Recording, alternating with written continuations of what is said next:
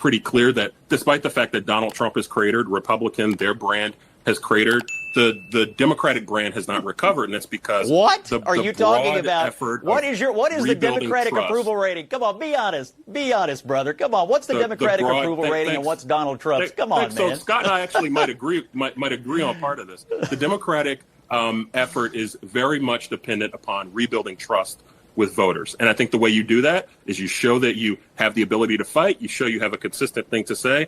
And I think that's in progress. And I think Democrats would be wise to not ignore that, but to lean into the opportunity to do that. There's a reason why Republicans are rigging the rules right now so that they can steal a couple of extra seats going into the 2026 midterms. But that has nothing to do with what Democrats need to do in terms of rebuilding trust with the public. And I think the opportunity is there for them to do that. And the urgency to do that is right now.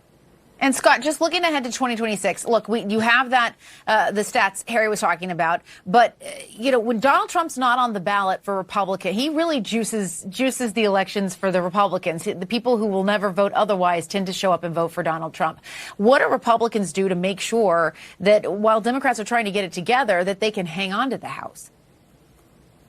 Let me just correct one issue. Donald Trump is not cratered. If anybody's cratered, the Democratic Party, 33% in the Wall Street Journal poll. There's another one where they're at 19%.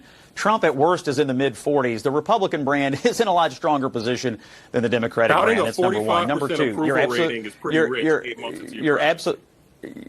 you're absolutely right about the Republicans or the voters who only vote for Trump. I'm not sure they consider themselves to be members of either party.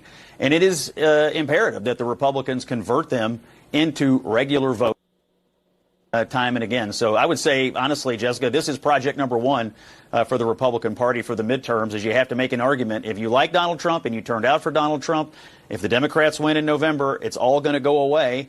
All the progress that you're for is going to stop if Democrats win the election. That's probably the best argument they have. And the only person who can really make it is Trump himself, and I suspect he's going to have his shoulder to the wheel for the midterm. And Jessica, let me just say, I would love if Donald Trump said, if you like Donald Trump, vote for Republicans next year.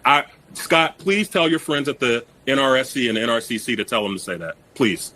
All right, Scott, Joel. I'm sure they will, but I gotta ask. Do you admit that the Democrats have at best 33 and probable more like 19% approval rating? Do you admit you've seen the polling, or you didn't see it before you came on?